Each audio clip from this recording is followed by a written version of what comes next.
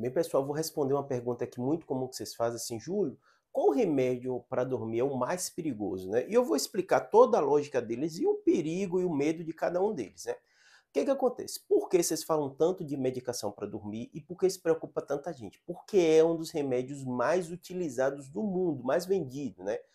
Todo remédio que é muito utilizado, eu explico para o paciente, se ele é muito utilizado, é porque ele funciona. Normalmente é assim mesmo, né?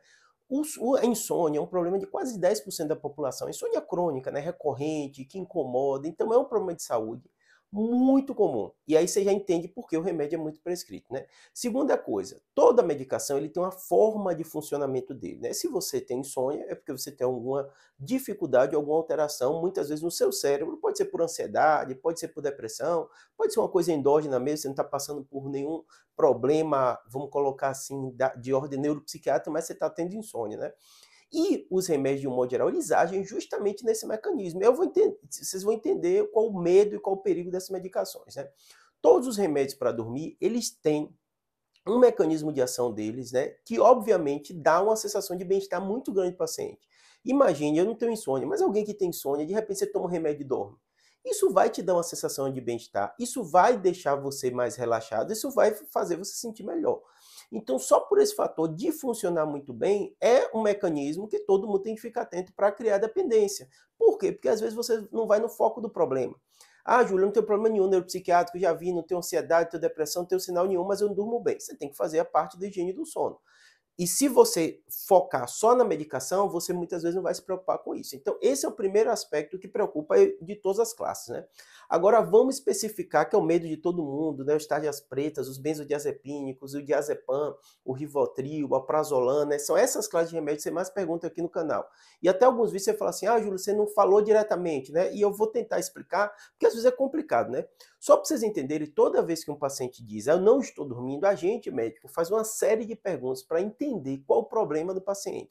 Não só o que está causando a insônia, mas também qual momento do sono esse problema se revela. Por exemplo, tem gente que tem nessa fase inicial, de pegar no sono.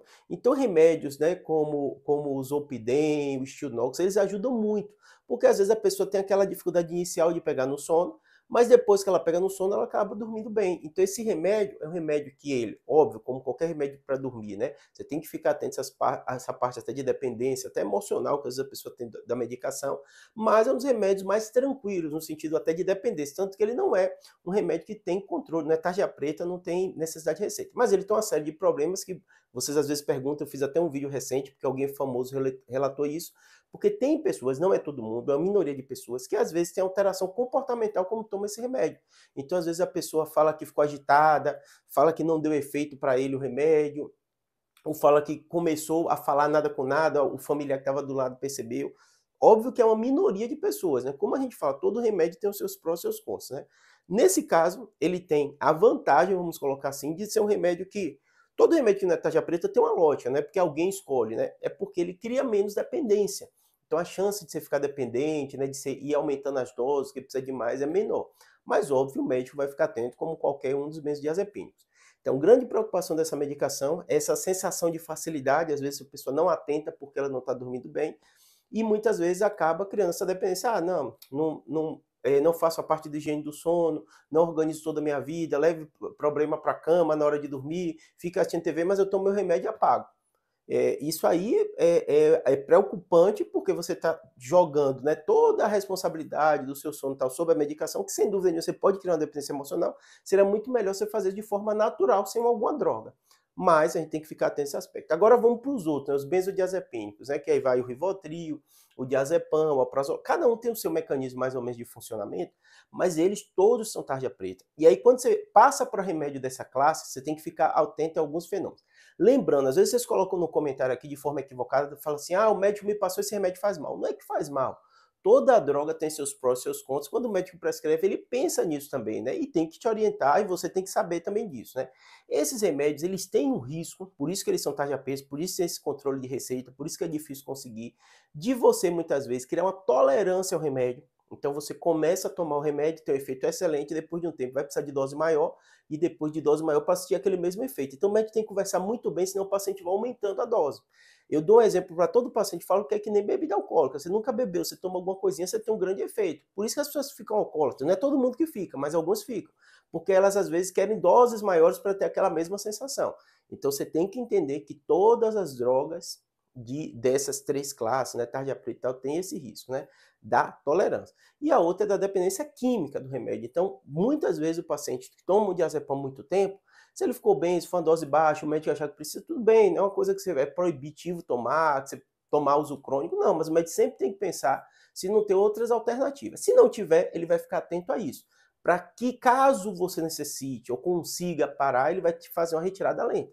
Senão, se você parar de uma vez, você vai ter muitas vezes sintomas semelhantes à abstinência, porque seu corpo se acostumou com aquela droga.